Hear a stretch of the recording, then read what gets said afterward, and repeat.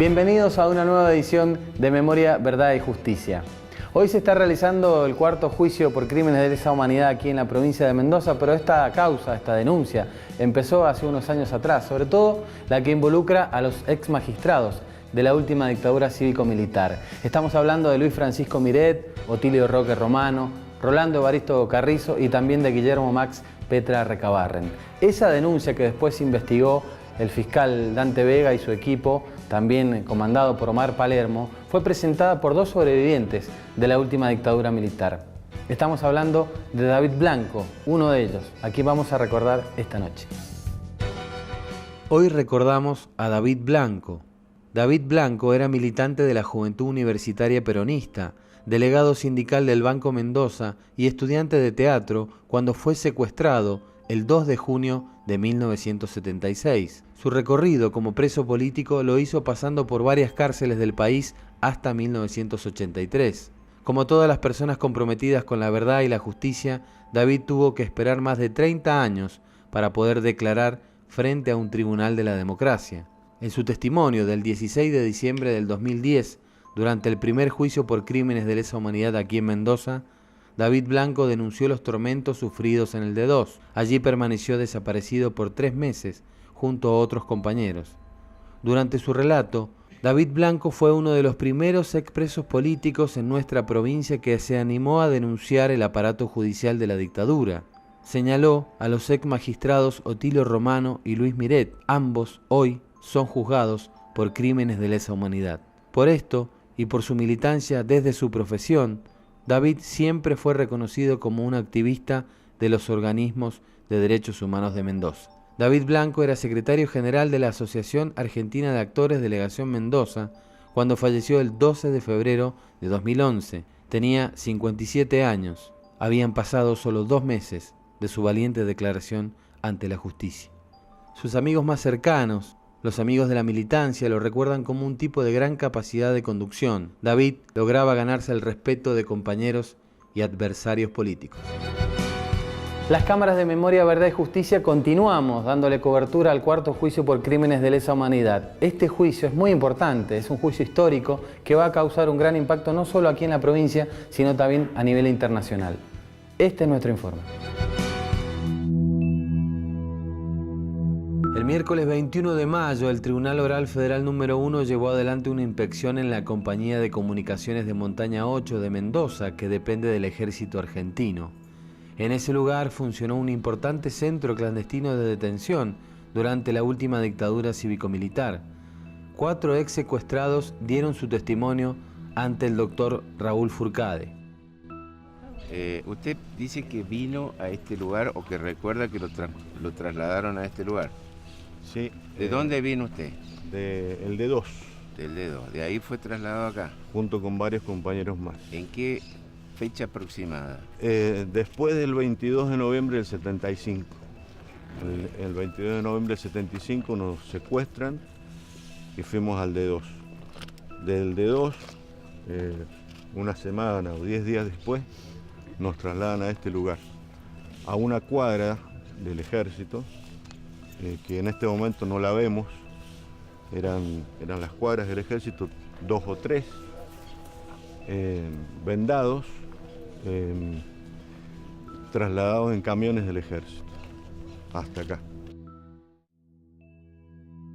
Daniel Tagarelli comenzó su declaración reconociendo que el lugar donde estuvieron detenidos hoy no existe. Recordó también la presencia entre los secuestrados de Luis Moriña Young, quien permanece aún desaparecido. Realizó además una declaración detallada de su cautiverio y de la organización del lugar de detención que dependía del ejército. Acá estuvo con nosotros Luis Moriña, ya en una situación lamentable en cuanto a su salud, y unos 15 o 20 compañeros más. La descripción de esa cuadra, que debe ser, en todo caso, si ustedes nos permiten después entrar a una cuadra del ejército, pero para ver si son más o menos iguales. La entrada de norte a sur, una oficina a mano izquierda, otra a mano derecha, las camas, donde estábamos todos, que nos escuchábamos, y en el fondo estaban los baños. La sala de tortura era, mirando de norte a sur, la oficina del lado derecho. Y acá, bueno, llegamos del D2 en un estado lamentable. Incluso algunos soldados nos tenían que dar de comer con una cuchara en la boca porque no teníamos fuerza para levantar la cuchara. Cosas que uno recuerda después de casi 40 años. Y nos acompañaban a ir al baño. Por primera vez en un tiempo nos dieron de comer. Y luego era la sala de tortura. Es decir, que en este momento eso no, hoy no está eso. Hoy esas cuadras no están. Están esta playa de estacionamiento que se ve ahí. Hoy día no están. Y había otro edificio enfrente de esa cuadra que era saliendo unas escalinatas que ya era una especie de oficina que había, en donde ahí hacían algunos interrogatorios. En mi caso particular fue un capitán del ejército, que no recuerdo su nombre, que hizo un interrogatorio sin tortura, era un interrogatorio más político. Estamos hablando mucho antes del golpe de Estado, en el año 75. Quiero manifestar esto porque desde el punto de vista de la historia, esto también demuestra la preparación que hubo de centros clandestinos de detención antes del golpe de Estado. Este fue uno de ellos. Daniel Tagarelli recordó su traslado hasta este lugar junto a un grupo de más de 15 personas, algunos que provenían desde el Departamento 2 de Inteligencia. Describió también el ensañamiento de los represores con los detenidos. Sí, las torturas eran diarias y los interrogatorios después de la tortura también. Y lo acompañaban eso con algo de comida. Recuerdo que era una sopa. ¿Usted recuerda en los interrogatorios aproximadamente qué se le preguntaba o por quién se le preguntaba? Lo usual que nos preguntaron a todos de qué organización política, en qué organización política militábamos, que nombráramos quiénes eran nuestros compañeros de militancia. Agresiones verbales permanentes, terroristas, subversivos, nosotros ya vamos a llegar. Recuerdo esas palabras de ese capitán que hace un interrogatorio sin tortura, pero vendados, pero hablándonos de política.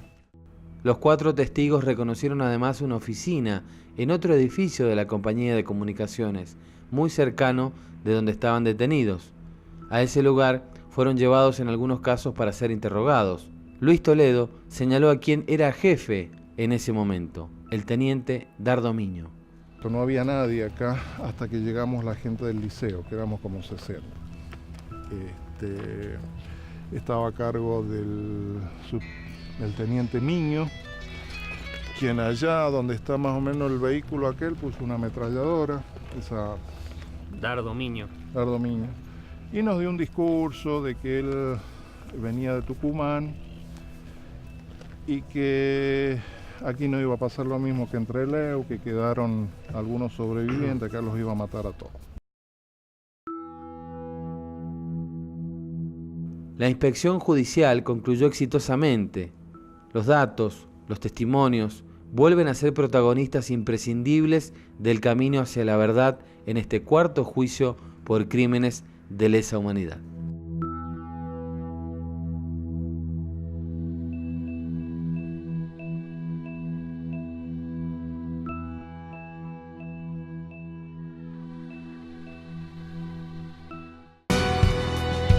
Los militantes durante la última dictadura cívico-militar eran secuestrados o detenidos, llevados a comisarías en distintos puntos de la provincia, a centros clandestinos de detención.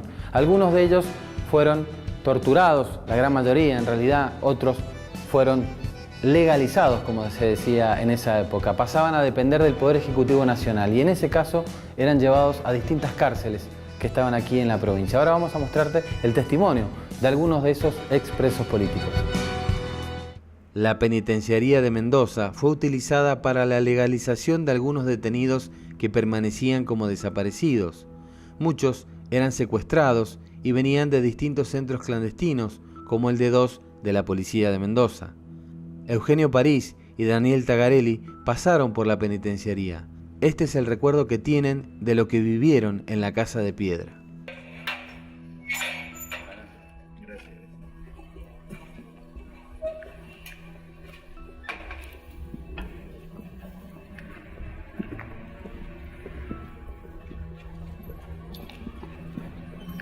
Hasta por acá, más o menos, hasta esta zona llegaba el celular o el auto en el cual te traían. Claro. Entraba por ahí, con ahí, te bajaban y ibas a parar allá adentro. Nosotros veníamos secuestrados el 22 de noviembre, entre el 21 y el 22 de noviembre. Éramos un grupo de aproximadamente 14 o 15.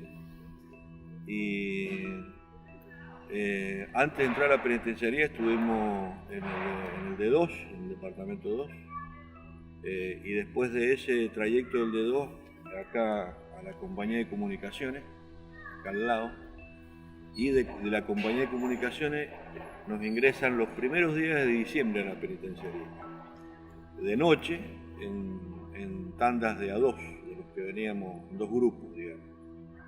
Y nos ingresan por acá, por este pasillo, en camiones del ejército, desde comunicaciones encapuchados, y ingresamos en ese, prácticamente corriendo nos llevaban, a pesar de que no podíamos casi correr por el estado físico que traíamos, después de la tortura. De ese portón que está ahí, a mano izquierda, ahí nos encierran en una habitación, y después de un tiempito nos dan ropa, porque veníamos, los del grupo este que te digo, 14 o 15, veníamos casi todos desnudos, con ropa interior prácticamente. Así que eso tiene que haber sido los primeros días de diciembre, 1 o 2 de diciembre de 1975. Ingresamos, nos ponen en los 2 pabellones a los presos políticos que habíamos en ese año, el pabellón 5 y el pabellón 6. Y bueno, era un régimen, digamos, de la puerta abierta de la celda, y salíamos a un patio que había interno dentro del pabellón, y a las 20 horas de cada día nos encerraban.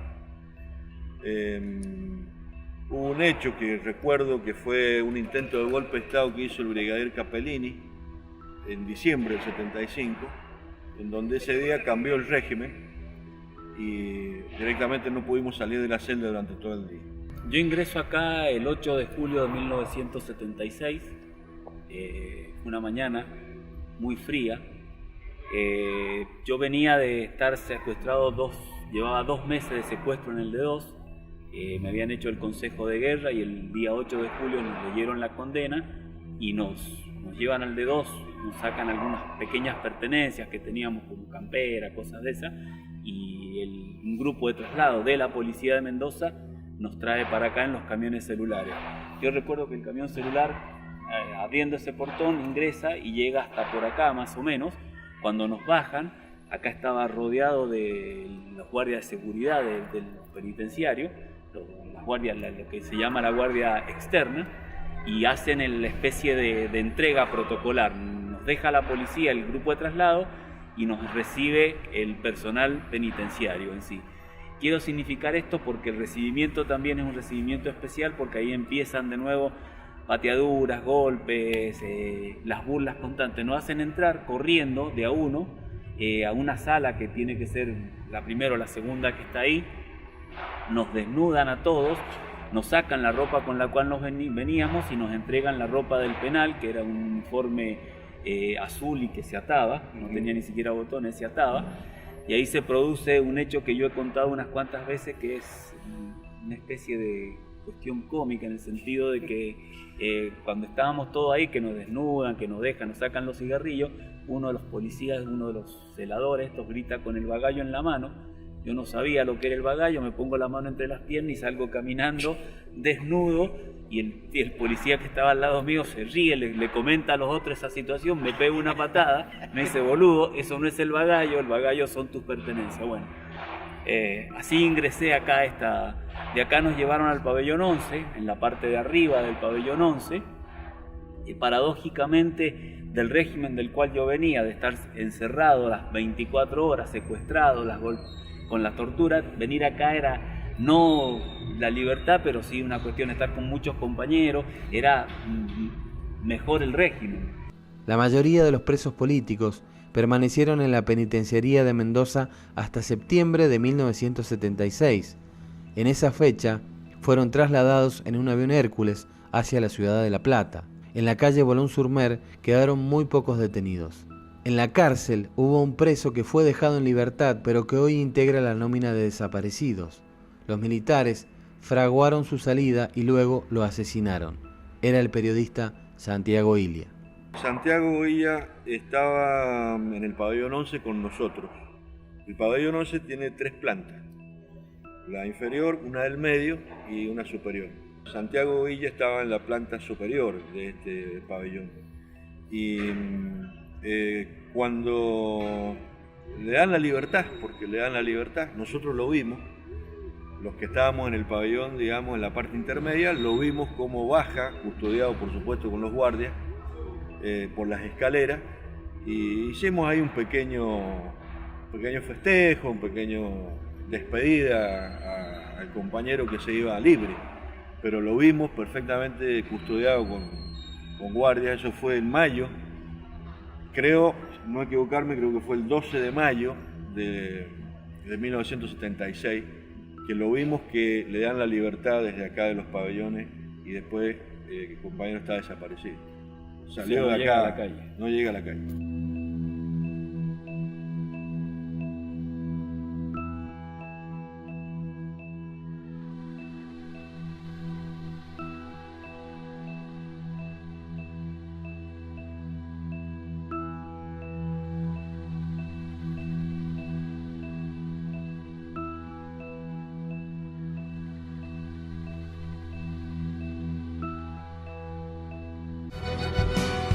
David Blanco, un gran luchador, hemos compartido muchos momentos de militancia juntos y siempre lo he considerado un gran luchador. Se jugó por sus ideales. Le tengo un profundo amor y profundo respeto a David. Fernando Ruble y Silvia Ontivero fueron secuestrados en febrero de 1976 junto a Alejo Nau, que en ese momento tenía 4 años. Fernando y Silvia fueron llevados al Departamento 2 de Inteligencia, encapuchados. Años más tarde, Fernando y Silvia hicieron muchas denuncias en contra de los represores que protagonizaron el terrorismo de Estado en nuestro país. Fernando era militante de la JP, de la organización Montoneros. Actualmente se desempeña en la Asociación de Expresos y Presas Políticos y también en la OCOBI, que es un organismo contra la violencia institucional. Fernando, buenas noches, bienvenido, gracias. Buenas noches, Rodrigo. Bueno, ustedes con David Blanco presentaron la denuncia que ha derivado en que hoy estén sentados en el banquillo de los acusados los jueces, aquellos que se desempeñaron como magistrados durante la última dictadura cívico-militar. ¿Cómo fue ese proceso? Jueces, fiscales, secretarios, se intercambiaban los roles en esa época. Veníamos advirtiendo, no solo David y yo, en general el movimiento de militantes de derechos humanos y particularmente los abogados, la demora en las causas, que se las atribuíamos al principio a cuestiones políticas, a la situación política, que aún no había llegado el momento de llevar a cabo los juicios. Pero después advertimos que había trabas concretas, técnicas, y nuestro asombro es que, bueno, pues estábamos llegando a los 30 años, o hemos pasado los 30 años. Yo inicio un paréntesis, pero inicio, por ejemplo, yo, ¿no? Muchos, pero yo inicio mi denuncia, cuya causa se va a tratar en el juicio que en estos días se está desarrollando, en los primeros días del año, en febrero, en realidad, del 84. O sea, llevamos, bueno, ahora se cumplen 30 años de presentar la primera denuncia y ahora va a llegar a juicio. No hay muchos juicios que demoren tanto, ¿no? La causa lleva 6 cuerpos, se robaron algunos, bueno, muchos incidentes. Volviendo a lo que me preguntabas, los abogados advirtieron que había algunas declaraciones que eran bastante evidentes acerca de ilícitos, me refiero a torturas, particularmente torturas, violaciones sexuales y el caso de mi causa, una muerte, que es Miguel Ángel Gil. El homicidio de Miguel Ángel Gil, delegado gremial de energía atómica. Entonces, pensamos, ¿no? Pablo Salinas particularmente dice, tenemos que juntar a ver si hay otros datos de esto y vamos a denunciar que no hicieron nada. Le pasan la idea, por así decirlo, algunos datos a la Fiscalía, que ya venía estudiando, y de pronto dice el fiscal Omar Palermo, era el fiscal general en esos días, algo así como yo recuerdo que dijo, bueno, hay tanto como para ser dulce, pusimos el equipo a investigar y hay tantas declaraciones, tantas pruebas evidentes, tantos testimonios, tantos exámenes médicos que acreditan la comisión de delitos graves como torturas, homicidios y violaciones sexuales, que vamos a iniciar un proceso a los funcionarios judiciales. Y es ahí cuando descubrimos, estudiando, que se intercambiaban los cargos, los roles. Y entonces David Blanco y yo, junto con Viviana Beigel y Pablo Salinas, nuestros patrocinadores, presentamos la denuncia en principio ante el Consejo de la Magistratura, pidiendo su destitución y procesamiento en el tribunal, en el tribunal número 1. Claro, porque ellos eran funcionarios. En ese momento Romano, Miret eran integrantes de la Cámara Federal de Apelaciones, digamos, o sea, estaban denunciando a miembros actuales del Poder Judicial. Claro, lo daba por sobreentendido. Romano era dicho en términos callejeros, el capo de Tutti Capi. Era el que designaba, yo creo, hasta los ascensoristas. Le tenían un temor reverencial acerca del poder que él tenía. Miret era de la misma... Daba clases de ética mafia. en la facultad. No venimos a decir una mafia, porque hoy vemos claramente que era una mafia, se protegían unos a otros. Tenían titulares en cátedra de ética, por ejemplo, de ética y derecho en la facultad de Derecho.